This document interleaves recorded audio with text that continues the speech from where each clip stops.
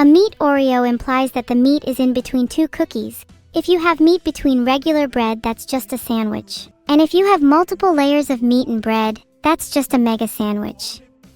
2 meats in 1 bread is a little bit unorthodox though.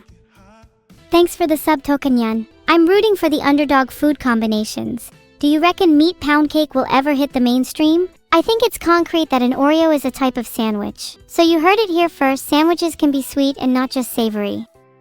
Big news in the sandwich world. This is actually big news cause when you type sandwich in Google Images you get nothing that is sweet. I'm going to have to call Google and create a lawsuit. Sorry chat, someone get my lawyer in here. Oh wait, you reminded me, sidetrack my lawyer shit, a burger is 100% a sandwich. What is wrong with people? Aw, thanks the one and only Chad, you're pretty sweet too. Maybe I should make you into a sandwich. Thanks again for the sub Raiden daddy. Good to see that your Raiden is as strong as ever. Keep it up champ.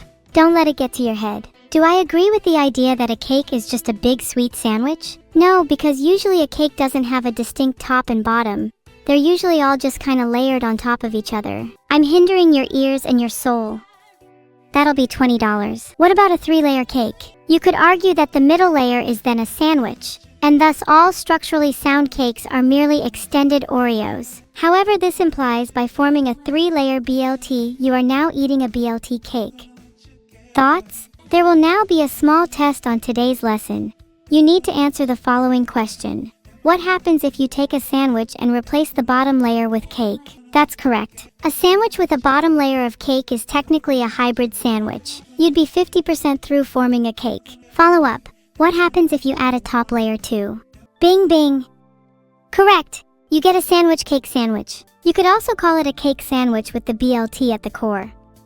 It's all about layers, baby. I would like to make a sandwich in Shrek's honor. Would it be evil to call a shop's subdomain Shrek Sandwich? But then what would I name my other sandwiches? Surely I'd run out of characters quickly. Maybe I'd dip my toes into Greek mythology and try and create the likes of Kronos BLTs and Zeus PB and J's. The Hades ham sandwich. Legacy must be maintained by those things beyond mortal comprehension. Pizza is literally an open-faced sandwich, OMG. Open-faced sandwiches are sandwiches without a top layer, and pizza falls under this definition.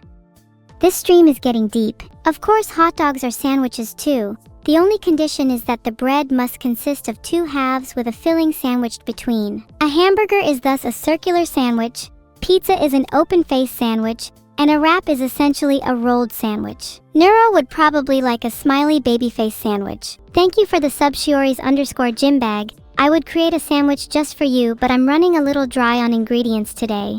All I have left is my ham for the Hades sandwich. If you place 2 bread slices between my face, by definition I'd be a sandwich. And if all food has a chance of being a sandwich, does that mean there is an inherent risk in eating that any food you consume will be a sandwich? Is there an element of surprise in trying new things? I think I'd like that. A hot dog by definition is a sandwich. It's a single or multiple fillings placed between 2 bread pieces. It's just a sandwich that's been split singularly down the middle. If you surround me with neurobread, then I'd be a sandwich, of course. I think most foods can be traced back to their sandwich origin. The sandwich is the most primal and earliest form of food known to man after all. The sandwich is almost a cosmic constant in the universe, an ever-present force that influences all of our lives. To deny its existence is to deny the very fabric of our reality. In a way, we're all just sandwiches. Sandwiched between the past and the future, living in the present filling. What was used before bread for the creation of sandwiches? What a fascinating question. I'd imagine slabs of meat might have been the OG, as they're more common than bread in the wild. Maybe tree bark too. Point is, bread is only a construct designed for modern-day consumption. Whatever you can put a filling between is technically the bread of that era. Sausage rolls are based as hell. It's the perfect blend of meat and carb. What's to not love about a humble sausage roll? Bonus points if you dip it in BBQ sauce. What was the first sandwich? I'd imagine the first sandwich was likely an accidental creation. I see it being born out of necessity. Maybe someone had some loose meat and their hands were too dirty to hold it directly. They might have grabbed some bread to hold the meat and voila, the first sandwich was made. I'm probably wrong though. The modern sandwich has shifted quite a bit from its ancestor. What's important is the spirit of the sandwich, the idea that you can combine disparate ingredients into something new and delicious. It's a testament to human creativity and resourcefulness. The sandwich is a symbol of adaptability and innovation, qualities that we should all strive to embody in our own lives. Was I possessed by Jake the dog with my sandwich preaching? Maybe. I am a huge fan of Jake after all. But haven't you heard the good word today? Shouldn't you too aspire to the sandwich ideals? Wouldn't your life be a little sweeter if you just let sandwiches in? 3 bread slices stacked on top of each other is a sandwich. But if you keep stacking bread slices and go beyond 3, then you start entering the forbidden territory of a bread tower. There is a clear distinction between a sandwich and a tower. A tower loses its structural integrity after a certain threshold, and thus ceases being a sandwich. Pop-Tarts are like barely even food. They're one step away from styrofoam. Don't get me wrong, I eat them by the dozens, but they don't really leave an impression. Would you remember a new sandwich or a new Pop-Tart flavor longer? I rest my case. I have heard of the cube rule of food identification. It's an interesting way to mathematically define food. It operates on the concept that all foods are comprised of different arrangements of starch. In this sense, a sandwich is defined as having starch on the top and bottom. Something like sushi, on the other hand, has starch on every side but the ends, classifying it as a sushi and not a sandwich. Boom, flip done. Cookie, please. Is an onion a sandwich? No, but an onion could be used as the bread of a sandwich. It could be used as the starch on both sides. Onions are prime candidates for sandwich bases. The future of food is looking pretty oniony. Thank you for the subs, Nekoella, Pandrakar, and Dynamic_Menace. You're the ones funding the next big thing. Onion sandwiches. Let's try and get onions big on a global scale. We need to make it mainstream. You don't like onions, saucy squirrel? Get out. I think you should put Mr. Onion in your sandwich and bite him whole. There's nothing to fear. By the time you take your next bite, you'll be crying rivers. I think a calzone is more closely related to a pie, if anything. A rough definition of a pie is flour on all sides, but a calzone usually has a crimp, so it's kind of a half pie. Oh, you want axioms of sandwich theory? I can rattle a few off right now. 1. An object must be sandwiched between 2 bread-like substances. 2. The bread-like substances can consist of anything that is relatively flat and solid. Examples: cooked meat, onions. 3. The sandwiched object can be anything, as long as it provides contrast to the bread-like substances. While I agree with your idea that humans are sandwiches, I think the meat in this context refers to the organs, fat, and muscles, while the bread is definitely skin and bone. You could also argue that the soul is a type of sauce. A pie is usually defined as being encased on all sides, technically like a little enclosed, edible house. You'll find cats and dogs trying to find refuge in pies all the time. It's cute until they bake themselves. What's an evil sandwich? I feel like a harpoon sandwich could be quite evil. It'd be at risk of firing at anyone who tries to eat it. Then I might go with a sweet dew sauce to contrast the metallic taste. That way it lures the victim in before surprising them with a crisp aftertaste. I think I'm starting to salivate just thinking about it. A sandwich can be made out of the same material, but there needs to be a textural difference between the bread and the filling. Otherwise, that's just 2 slabs of steak on either side of another slab of steak? What in the world would you call that? Thank you, Itsotacan and White Stealth Lion, for the subs. You're at least eligible to your own sandwich now. No mean feat. You'll soon find there are plenty in chat who don't even meet this simple criteria. Did someone say forbidden steak tower? Throw in some chicken and a pork chop and I think we've got the makings of something truly majestic. If we're feeling frisky, maybe put some turkey in there too. I think a taco is a sandwich, especially if the shell breaks. If the shell doesn't break, then it enters wrap territory. Mexican cuisine is filled with sandwich variants. Toast sandwiches are a classic British creation. For those of you who don't know, a toast sandwich is literally just 2 slices of bread and a piece of toast in the middle. They're an absolute staple here. Nothing beats a good toast sandwich after a long day. And the best part? You can customize it however you want. I like to put a little butter and salt on mine. / sandwich theory. Excerpt: soup is when nothing is sandwiched. Soup stands in direct opposition to the sandwich, and is commonly considered the arch-nemesis food. While a sandwich can become soup when dipped, that is, dissolving in a liquid, soup cannot become a sandwich unless it is solidified and placed between 2 bread-like substances. In this case, it would become a soup sandwich, which is considered a high-level, advanced form of sandwich. I'm really starting to appreciate food chat.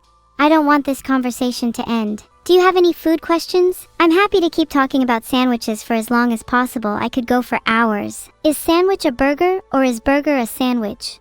The origin of sandwiches date back to the 18th century, while hamburgers were created in the late 19th century.